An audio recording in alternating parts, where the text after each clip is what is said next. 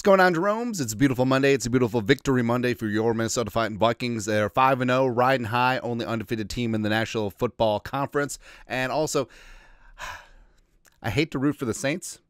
I'm not going to do it. But if the Chiefs wanted to not win tonight, that would be delightful. That means the Vikings would be the numero uno only. Trying to think of Spanish word for only. Doesn't matter. The only, entonces? No. The only undefeated team in the National Football League. Leading the NFC North Division. Lions on bye. Well, frankly, they're kind of on bye every single week. Yeah. The Packers allegedly beat the Rams, who were down like 17,000 players. And then the Bears, hey, I love seeing Bears fans get hyped up. It's like, oh, Caleb Williams threw for a bajillion yards against the Panthers at home. Great job. Great job, buddy. But, yeah, Vikings looking to get things done on the bye week. And then the low-energy Lions come into U.S. Bank Stadium. That's going to be a brawl, man. It's going to be fun. Hopefully U.S. Bank Stadium isn't half 49ers fans. That's all I'm asking. But the Vikings did beat the Jets at a neutral site over in London. Now, talk about style points. I was told that the win is a win is a win. Well, the Vikings look bad in the second half. Well, it's a good thing the first half point counts. Points count. No big deal. All right. And Kevin O'Connell, I would follow this man to hell. To the gates of hell, and I won't back down. So the gates of hell, a.k.a. Appleton, Wisconsin. I don't know why Appleton always catches strays from this channel. I mean, the area is kind of nice, and also Door County is gorgeous, but don't tell anyone. I get some good memories from Door County. But, so Kevin O'Connell basically said, sometimes you don't have it, but you dig down and you fight. And sometimes it got a little sloppy sometimes, like your average Minnesotan man after eight or 10 McGoldens. Who knows? But Vikings got it done. And that defense rode them. And there's going to be days that the defense gets got, and the offense and special teams carries everyone else. Like that's what it means by being a team. A complete football team, man. Right. And also Justin friggin' Jefferson. Like he acknowledged, and this is a beautiful sign of maturity, and I'm very happy that Jefferson is the face of this franchise. Stacey Dale's postgame.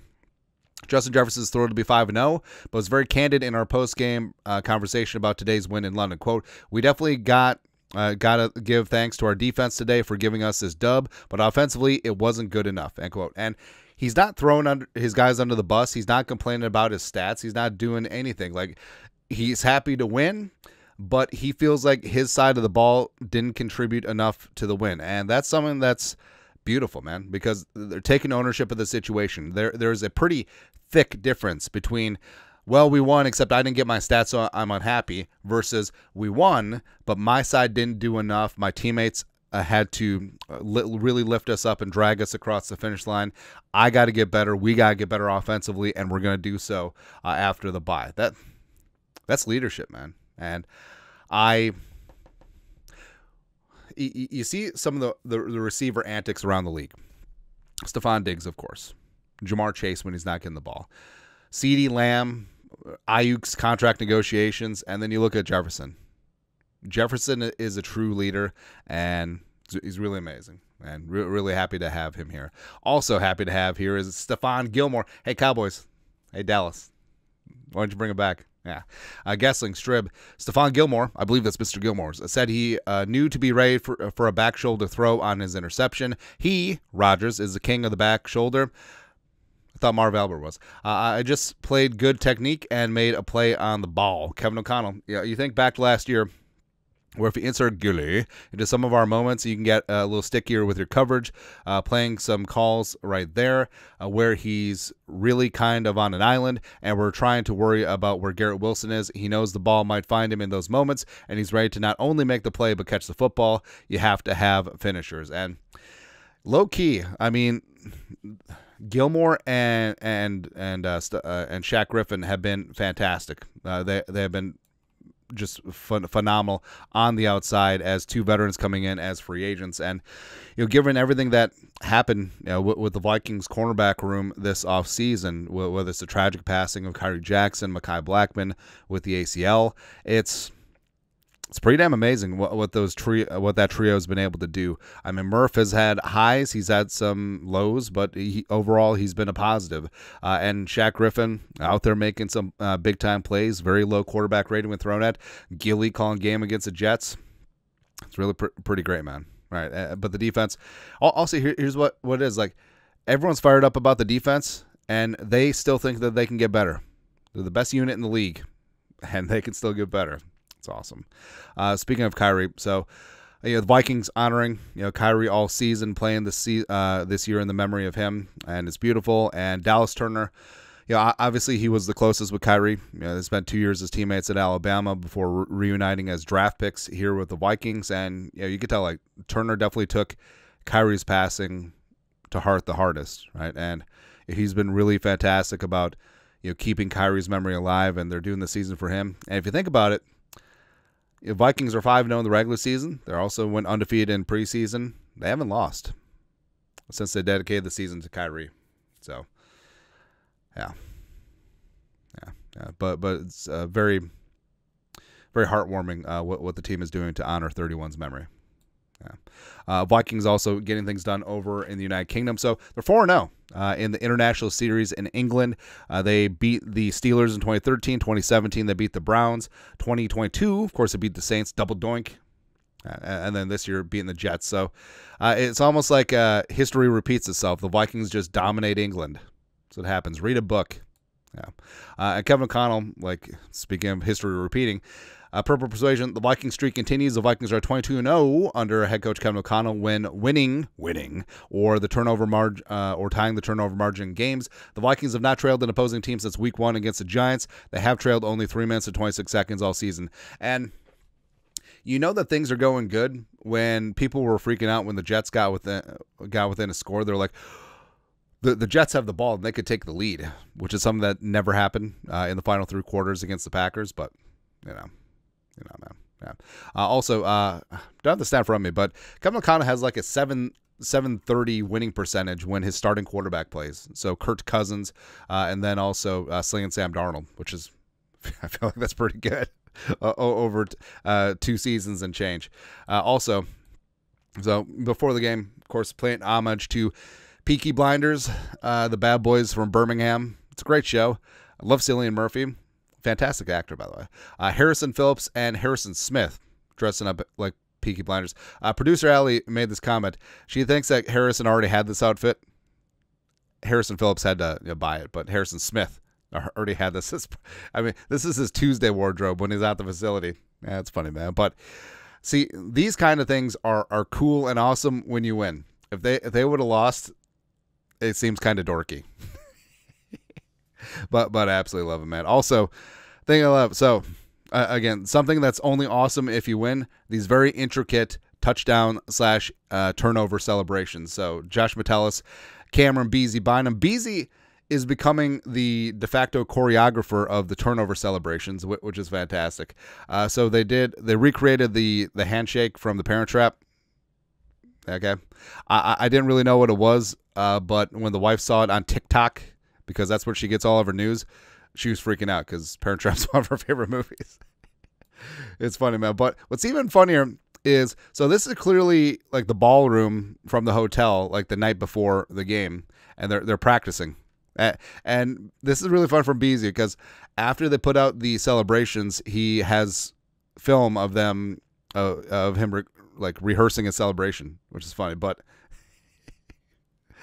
again, things that are only awesome if you win, and if you lose, I don't know. I don't know, man. But love that the Vikings are taking the ball away, and they're doing it at a pretty historic rate. Emmanuel Acho, Vikings defense intercepted Brock Purdy once, C.J. Stroud twice. C.J. Stroud's pretty good. Jordan Love thrice. I was told that Jordan Love is a cat's ass, although Jordan Love threw the most hilarious pick six I've ever seen against the Rams just now. And also A-Aron Rodgers 3 times. I was told that A-Aron Rodgers was a multiple-time MVP and a future first ballot Hall of Famer. We got him 3 times? Wow. This defense is en route to being a generational defense at taking the ball away. Yes. Now, if only the Vikings can hang on to the ball themselves. That's what we need. Speaking of taking the ball away, so when Andrew Van Ginkel, AVG, took the ball away from Rodgers, ran in for a pick 6. Alec Lewis, the Athletic. AVG says Aaron Rodgers said to him a few possessions after the pick, "Christmas came earlier this year." Van Ginkel said, I told him thank you. So Rodgers trying to be kind of a dick about it, and then AVG's like, thank you. because he's just too nice of a guy. Doesn't Andrew Van Ginkel just look like the nicest dude in your neighborhood? You know what I mean? Like, Andrew Van Ginkel will help you move for a couple of beers and some pizza. Also, you don't feel bad about borrowing him your leaf blower because he'll give it back, unlike certain like Vikings radio announcers. I don't know. I don't know. And it would be clean and pristine. It'd be good to go, man. Also, speaking of the defense, Will Raggett, Sports Illustrated, the Vikings are just the third defense since 1991 with at least 20 sacks and 10 interceptions in the first 5 games of a season. 2019 Patriots seem to do pretty good. Flo. And also the 2017 Jaguars. Actually, no, Flo had just left for Miami. 2019 Patriots was when Gilly won Defensive Player of the Year. It's great. An incredible start for Brian Flores' group. That's right. They're certainly getting after things, man. And that defense, Vikings Insider. The Vikings defense has allowed 76 total points through the first 5 weeks, 15.2 points per game, which is good. It's pretty good. 31 of those 76 points came from possessions where the opposing team took over in Vikings territory. Turnovers, bad special teams. It's been the Vikings' Achilles heel at times. So the Vikings defense is allowing an average of 9 points per game on possessions where the opposing team doesn't start in Vikings territory, and their schedule hasn't been easy. They face Brock Purdy, C.J. Stroud, Jordan Love, and A-Aron Rodgers. And not to say you're not going to take any team lightly on the schedule, right? But the first 5 games was the gauntlet, right, where people said, "Oh, they better beat the Giants, or they're going to start 0-5." I know that there's a lot of revisionist history and whitewashing of history, and just covering your ass. If you're someone who said that the Vikings are going to start out 2-3 at best, just own it, right? Don't all of a sudden be like the dad from Cool Runnings, just all of a sudden changing his heart once he found out that the bobsled team was doing good. Get out of here. Get out of here. But, I mean, the Lions, that's going to be a battle. Fortunately, the first matchup is at home. At the Rams, if they start to get healthy, we'll see. Colts, I have no idea what to make of the Colts. I really don't. Jaguars, no. Titans, no. Bears, no. Bring it. Bring it. Cardinals, I've always said the Cardinals could be frisky. They just got to win on the road against San Francisco. Although the Niners are 2-3. The Niners are doing everything to make our win over them look bad. At least the Texans and the Giants and the Packers one. Seahawks game suddenly looks a little bit less daunting because they got boat raced by the Lions and then they got handled by the Giants. It's kind of crazy, man. But 1 week at a time, every single game is tough, blah, blah, blah. Right. Also, just it's amazing what Brian Flores has done over the last 2 years. Where think about where this defense was 2022 under Donachelle. Bottom. Last year, they were mid-table. Injuries caught up with them towards the end, especially that fourth quarter against the Bengals, and just sort of fell apart, right? But still, statistically, they were middle of the pack, right? Now, you're not going to find a better defense in the National Football League. And frankly, if you do find a better defense, or you're going to find defenses that are close, and the Vikings have played them. You look at the Jets, you look at the Texans, you look at the Niners to a degree, right?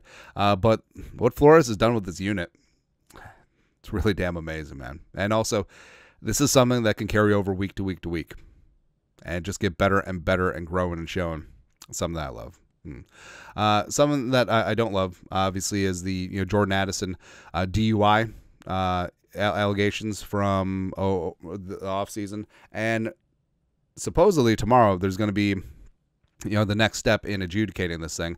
He does have a hearing on October 7th. I don't know if they got a delay in that or rescheduling because of the London travel. We'll see. But what's probably going to happen is that Addison and/or his lawyer is going to show up and plead not guilty, and then they'll schedule a trial, which probably won't be until after the season. So barring Addison just coming in and pleading guilty, which is very unlikely, there's not going to be any NFL discipline or suspension or anything like that. And I understand that people are pissing and moaning. That's like, oh, how come you can't have the suspension? What's taking so long? Oh, the NFL doesn't care. No, with these instances specifically, the NFL waits until it goes through the legal process, and then they bring down punishment. So Addison's going to be suspended 3 games, but it's not going to be this year in all likelihood. Probably going to be next year, or maybe even the year after that. And that's the delay of the punishment for stuff like this in the NFL. Now, lastly, as I get choked up, I understand it's only 5 games. I understand that the 2016 Vikings, they started out 5-0 and they finished 8-8. I will bet $10 bajillion that the Vikings will not finish 8-8 this year. Not saying, I'm just saying. But it's kind of tempting, isn't it? Just get ahead of things. I mean, if it doesn't work out, you can always, you can buy a refundable ticket, or you can get just get e-credits, which is fine. Not saying, I'm just saying. Oh, when the Vikes go down to New Orleans and exorcise the demons, because they're going to play the Falcons in the NFC title game at US Bank Stadium, which is on the footprint of the stupid Metrodome. Exorcise the demons. They all gone. Baby. Don't want to jinx it, but I'm going to break into song. Like, this is going to become a musical like Joker 2, and everyone's going to hate it. Anyways, that's it. Beautiful Monday. You guys are the best. You know what to do. Skull, Production Valley. Hit up that Venmo.